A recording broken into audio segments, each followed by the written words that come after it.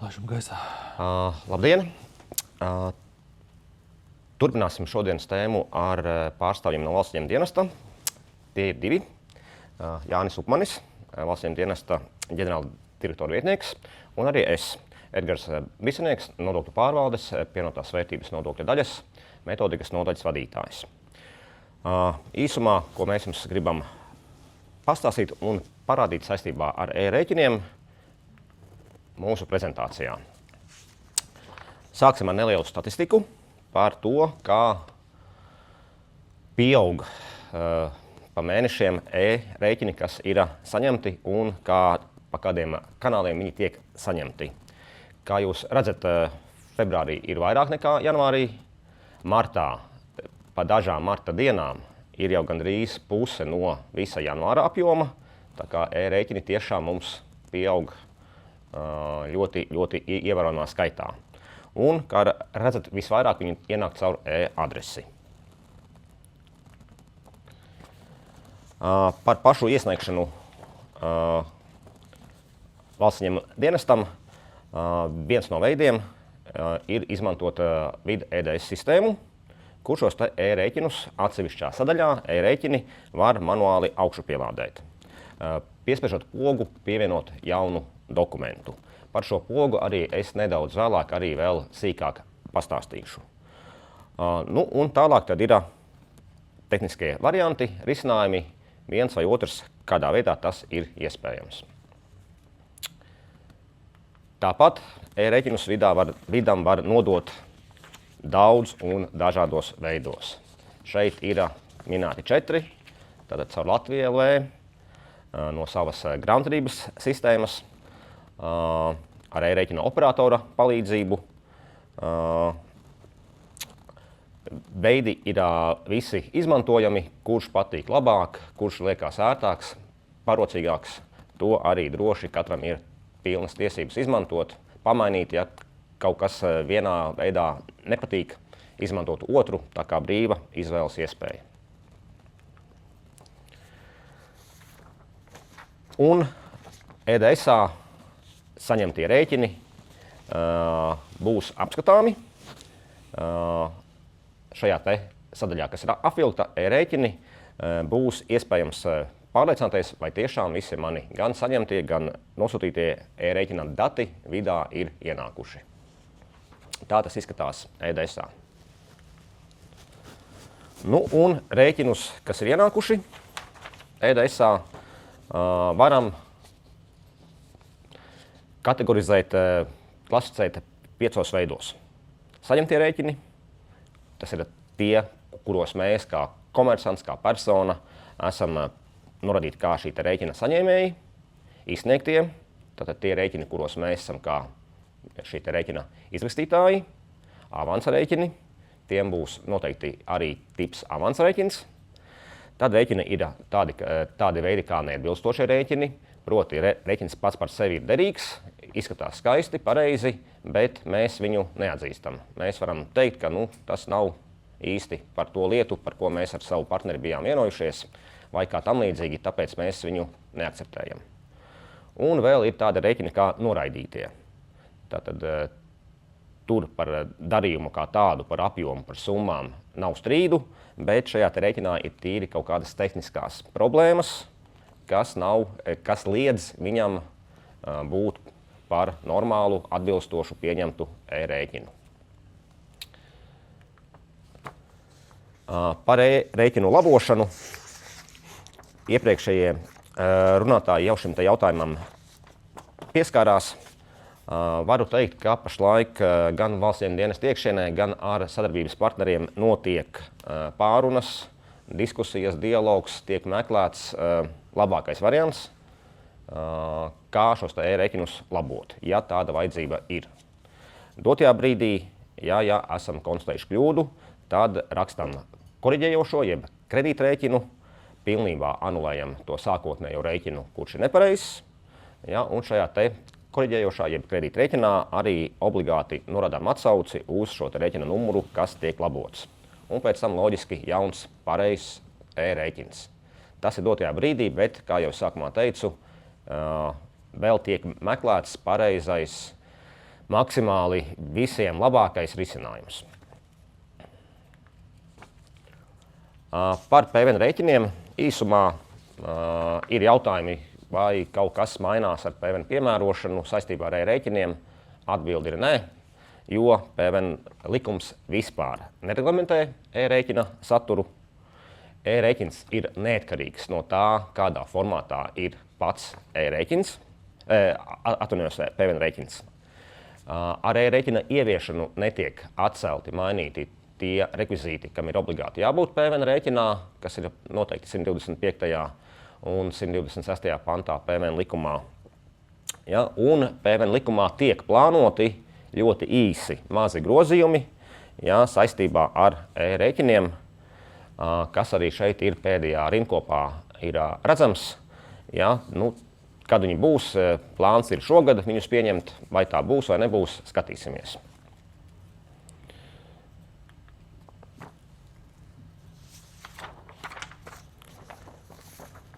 PVN rēķinā, jeb kredītrēķinā, kas arī ir PVN rēķins, kas groza sākotnējo rēķinu, ir jānorāda atsauce uz sākotnējo nodokļa rēķina numuru un datumu. Šī prasība, kas ir normatīvajos aktos nosprināta, arī nav mainīta.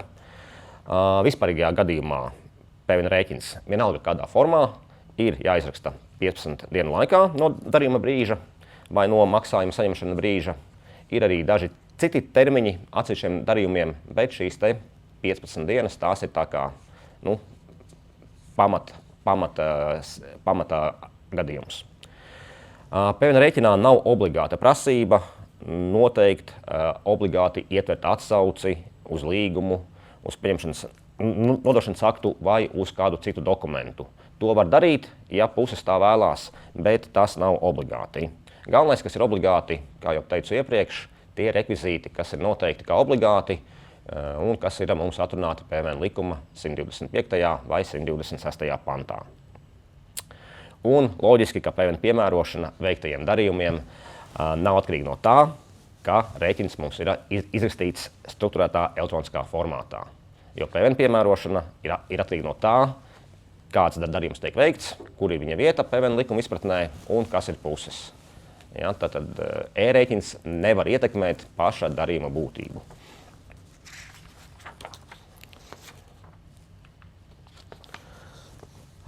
Tāpat arī PVN deklarācija netiek ietekmēta dēļ tā, kāda mums ir nodokļu rēķina forma. Un varu arī pateikt, ka ar e-rēķinu ieviešanu PVN deklarācijas kārtība, kā viņa aizpilda, kā labo, kā iesniedz, arī netiek plānots to mainīt.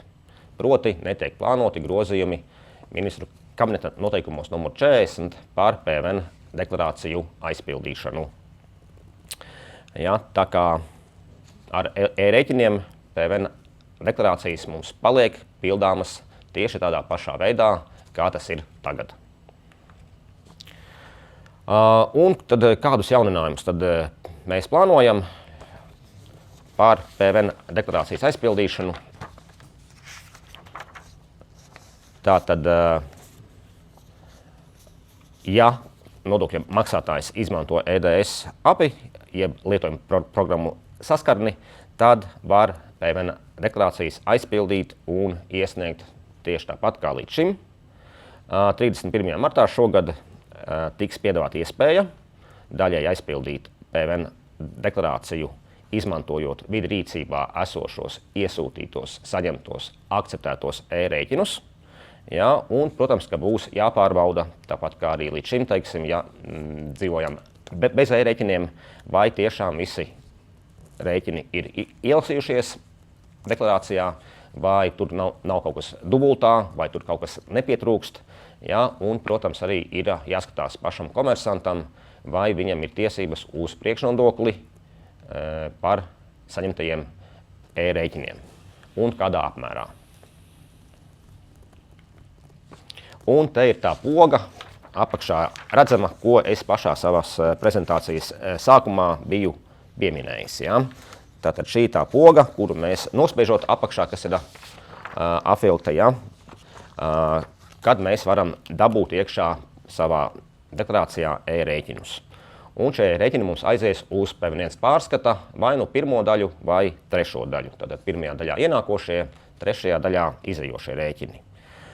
Būs iespējas veikt manuālas korekcijas, kaut ko papildināt, kaut ko izdzēst, ja tas būs nepieciešams. Ja. Šī te funkcionalitāte, šī te poga nav obligāta. Ja tas liekas sarežģīti vai nepatīk, tas nav obligāti, var turpināt dzīvot tā kā līdz šim ar citiem veidiem, dabūt iekšā šos te e-rēķinus PVN deklarācijā.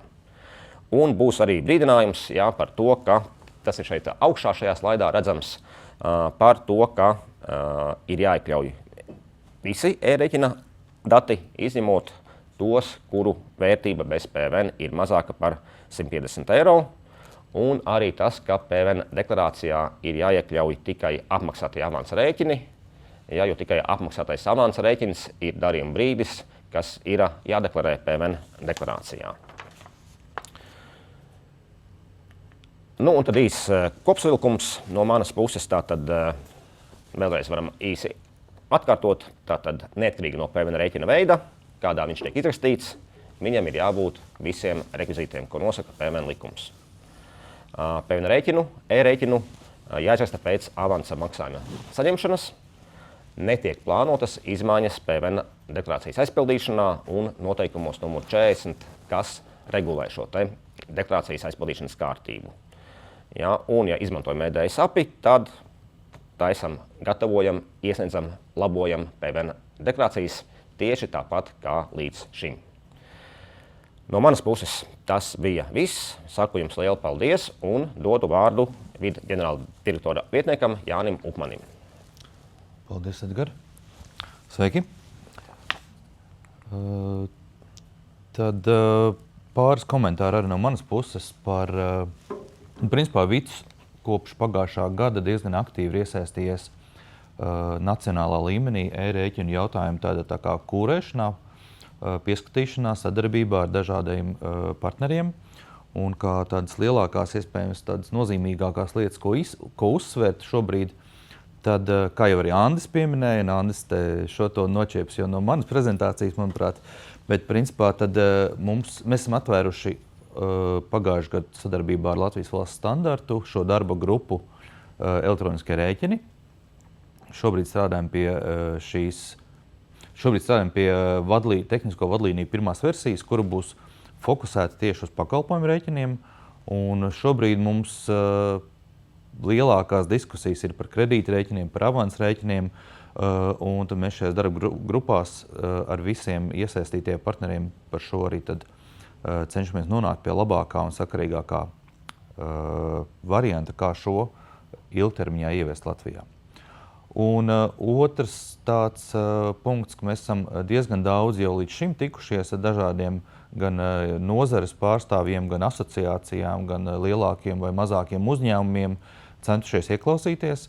Tā ka, protams, visi, kas vēlas izteikt viedokli, visiem var tas, mēs nevaram atrast laiku, bet cenšamies pēc iespējas pārstrādāt ar asociācijām dažādām satikties, ieklausīties, un ja mums ir iespēja, tad arī ieviest šos jautājumus un kaut kādus uzlabojumus procesos. Tad diezgan interesants un nozīmīgs bija pagājušā gadā tāda aktivitāte. Pieteicāmies Valsts kancelējas inovāciju laboratorijas sprintam. Pieteicāmies ar sprintu e-rēķinu risinājums e-adresē mazajiem vidējiem uzņēmumiem. No valsts pārvaldes puses bijām gan mēs, valsts ieņēmuma dienests, gan VDA, gan valsts kase. Finanšu ministrija piedalījās un iespējams atvainojiet, ja kādu citu iestādi vēl nenosaukšu, bet kopā mums bija vairāk kā 20 dažādas iestādes un uzņēmumi iesaistīti. Mums bija diezgan, kā jūs redzat bildēs, arī diezgan plašas darbnīcas arī ar pārstāvjiem no uzņēmumiem un no dažādām gan mazākām, gan lielākiem uzņēmumiem. Un principā kopš laikam aprīļa līdz oktobrim ar, ik pa pāris reizēm mēnesī vai vasarotās nedaudz retāk, tikāmies, diskutējām un gala rezultāts tātad ir tāds tā kā prototips, kā varētu izskatīties risinājums mazajiem un vidējiem uzņēmumiem e-adresē. Kāpēc mēs vispār pie tā sākām strādāt? jo mēs dzirdējam ļoti daudz komentārus, ka tas, kā e-rēķini izskatījās pirms gada, ka tas varētu drīzāk iespiest mazos vidējos uzņēmumus atpakaļ pelēkajā zonā, nekā viņiem palīdzēt nākt no šīs pelēkās zonas ārā. Šeit ir viens tāds ekrāna šāviņš ar šo Figmas prototipu, ko šajā sprintā mēs radījām, bet šajā brīdī grūti to tas parādīt, bet jebkurā gadījumā šis prototips ir nodots VDA kolēģiem, un VDA kolēģi jau skatās, ko no šīm jaunajām domām, jaunajām funkcionalitātēm varētu ieviest jau tagad, un ko cerams, ka varam ieviest pakāpeniski šī gada laikā. Un attiecīgi pārējam pie pāris slaidiem, ko man iedeva VDA kolēģi. Tātad, kādi ir tādi lielākie, teiks tā, es paņēmu VDA kolēģi slaidus un izvēlējos tās lietas, kas, manuprāt, ir vissvarīgākās, ko no šī uzsvērt, un tad noteikti kādā citā prezentācijā, kur VDA kolēģi paši prezentēs par savu risinājumu detalizētāk, viņi noteikti izstāstīs daudz vairāk.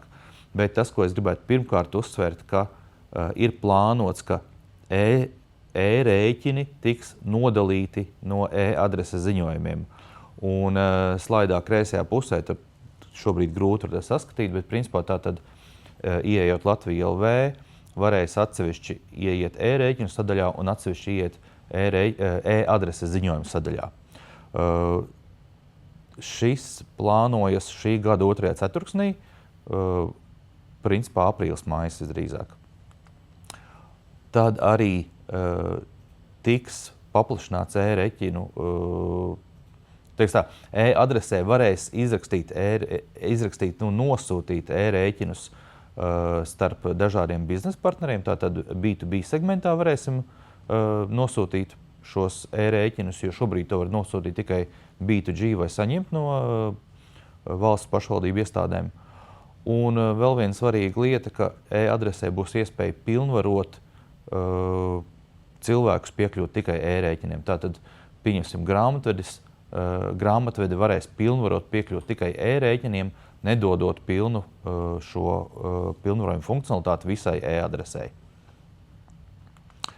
Un no valsts ieņēmuma dienesta puses mēs arī šī gada 2. pusē, šī gada 2. ceturksnī pabeigsim pāris uzlabojumus, tā skaitā jau Edgara pieminētos, un būs arī tāds skats, kur uzņēmēji varēs redzēt visus ienākošos e-rēķinus, tā skaitā tos, kas ir ienākuši ar kļūdu vai kurus valsts ieņēmuma dienests ir saņēmis ar kļūdu. Iespējams, ka uzņēmums pats nedomā, ka tur ir kļūda, bet mēs esam saskārušies, ka diezgan daudz dažādas XML problēmas parādās, citu validācijas, kaut kādu rēķini, kas neiztur šo validāciju.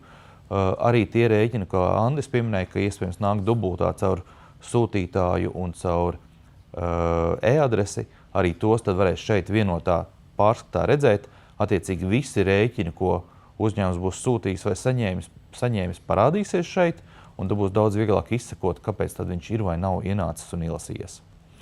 Tas, un tad par komunikāciju, principā no valsts ieņēmuma dienesta puses,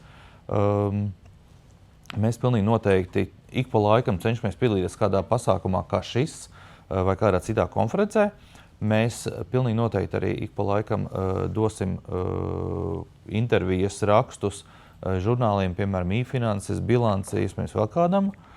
Un mēs arī cenšamies pārveidot šo e-rēķinu sadaļu valsts ieņēmuma dienesta mājaslapā, kur tad ceram, ka šī informācija būs daudz vieglāk atrodama, vieglāk saprotama. Un, jebkurā gadījumā, ja ir kādi jautājumi, ko vēlaties uzdot, droši rakstiet mums EDSā. Būs arī atsevišķa sadaļa EDSā saziņā ar vidu, kas sauksies e-rēķini, un tāpat tās, protams, mūsu konsultatīvais telefons, un turpināsim pēc iespējas sadarbību un saziņu ar dažādām asociācijām un citām iestādēm un sadarbosimies ar nozari.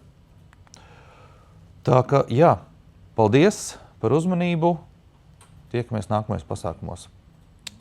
Paldies.